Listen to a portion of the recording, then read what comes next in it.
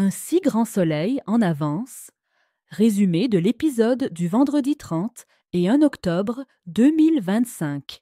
Ève enterre son fils. Manu est en planque devant le domicile de Nathalie Jiménez.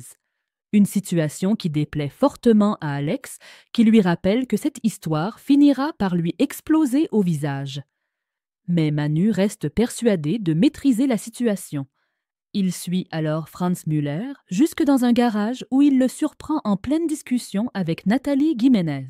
De retour au commissariat, Manu montre les photos à Alex et lui demande de les transmettre à Becker.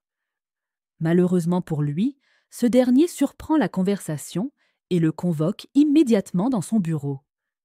Si le commissaire comprend que l'affaire le touche personnellement, il lui rappelle néanmoins qu'il risque la suspension s'il continue de s'immiscer dans cette enquête. Il l'envoie donc travailler sur un autre dossier. Plus tard, Ève, Charles, Sabine, Muriel, Boris et Manu se rendent au cimetière pour les obsèques d'Eliot. Tout au long de la cérémonie, Manu garde ses distances, ce qui n'a pas échappé à Sabine, qui lui conseille de ne pas lâcher sa compagne. Le policier le lui promet, puis attend la fin de la mise en terre pour la prendre dans ses bras. En pleurs, elle lui dit « Je suis contente que tu sois là. Je ne sais pas comment je vais gérer tout ça. Tout s'est écroulé, je me sens perdue. » Manu lui rappelle qu'elle n'est pas seule, mais Ève ne supporte plus personne en ce moment. Elle n'est donc pas encore prête à ce que Manu revienne à la maison pour l'instant. Ce qu'il comprend. Il lui demande alors de prendre soin d'elle avant de déposer un baiser sur sa joue. La nuit tombée, Ève est seule chez elle. En regardant les photos de son fils qu'elle a laissées sur la table, elle sort une bouteille de vin et prend des médicaments. La nuit tombée, Ève est seule chez elle. En regardant les photos de son fils qu'elle a laissées sur la table, elle sort une bouteille de vin et prend des médicaments. Kira et Pascal portent plainte. Au petit matin, Kira et son ami Pascal se rendent au cabinet de Florent et lui expliquent qu'ils ont été victimes de discrimination raciale dans un restaurant. Face à cette situation inacceptable, l'avocat les encourage vivement à porter plainte. D'abord réticent, Pascal finit par se laisser convaincre. Pascal et Kira se rendent ensuite au commissariat. Après avoir enregistré leur plainte, Élise leur explique que sans témoin, l'affaire risque d'être compliquée. Bien qu'ils aient en fait le bon choix, la policière les informe toutefois que c'est au procureur de décider de la suite à donner. Louis et Thaïs quittent Montpellier, c'est le grand jour pour Louis et Thaïs. En effet, c'est aujourd'hui que le couple quitte Montpellier pour s'installer à Marseille, où une nouvelle vie les attend.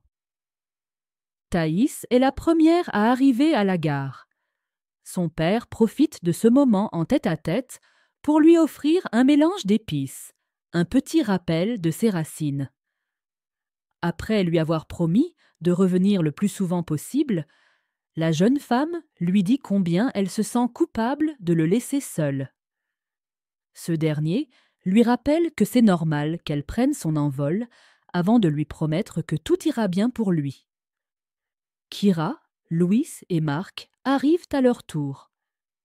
Kira fait ses adieux au couple et promet de venir leur rendre visite très prochainement.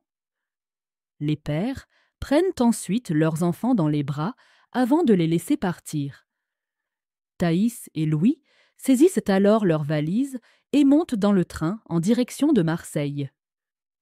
Plus tard, Marc a du mal à réaliser qu'il est désormais tout seul.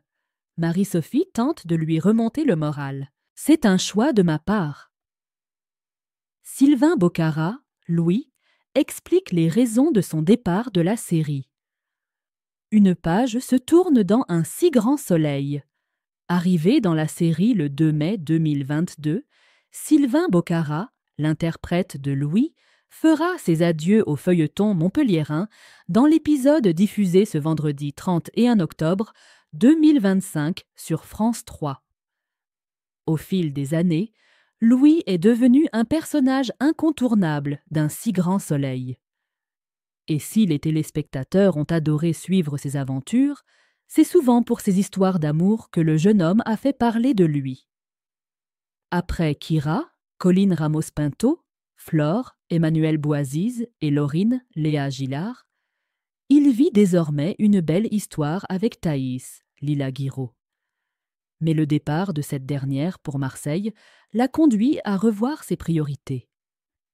Désireux de donner une véritable chance à leur histoire, Louis choisit à son tour de quitter Montpellier, marquant ainsi la fin de son histoire dans la série.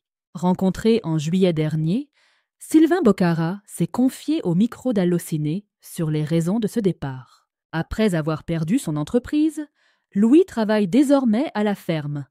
Pourquoi ce changement professionnel radical? Sylvain Bocara. Louis a vraiment été marqué par la perte de son entreprise, mais aussi par la fin de son couple avec Laurine. Il avait besoin de changement et de se lancer dans un nouveau projet. C'est pour ça qu'il atterrit à la ferme. C'est une sorte d'échappatoire pour lui. Au début, il se dit que ce sera temporaire, mais il y prend très vite goût. Côté cœur, Louis vient d'entamer une histoire d'amour avec Thaïs. Ça lui tombe dessus et il n'en revient pas. Il se dit que c'est trop beau. D'autant plus que Thaïs a été mutée à Marseille. S'il est partant pour une relation à distance, il voit bien que Thaïs n'a pas vraiment envie de ça. Il va d'abord essayer d'abandonner, mais c'est difficile. Il a envie que leur histoire continue, alors il va finir par choisir de partir en BTS agroalimentaire à Marseille pour rester avec elle. Avez-vous été surpris par cette romance entre Louis et Thaïs, ou était-ce finalement logique qu'ils se mettent ensemble? J'ai été un peu surpris. Avec Kira, ils ne se comprenaient pas toujours et se fuyaient un peu. Avec Thaïs, c'est complètement différent. Ils sont déjà amis, complices et ils se connaissent bien. La dynamique est totalement différente. Finalement, ça reste assez cohérent. Louis va donc quitter Montpellier à la fin de cette arche. Est-ce un choix de votre part? C'est un choix de ma part. Je joue actuellement dans une pièce de théâtre et ça va me demander beaucoup de temps.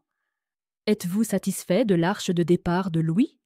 Est-elle à la hauteur de vos attentes pour le personnage? Franchement, je trouve que c'est logique. Peut-être que ça va un peu vite, mais c'est justement ce qui est beau. J'adore. À quelques heures de tourner vos dernières scènes, dans quel état d'esprit êtes-vous? Je pense qu'on sera un peu pris par l'émotion même si j'ai du mal à réaliser que c'est la fin. Avez-vous d'autres projets en dehors de la série?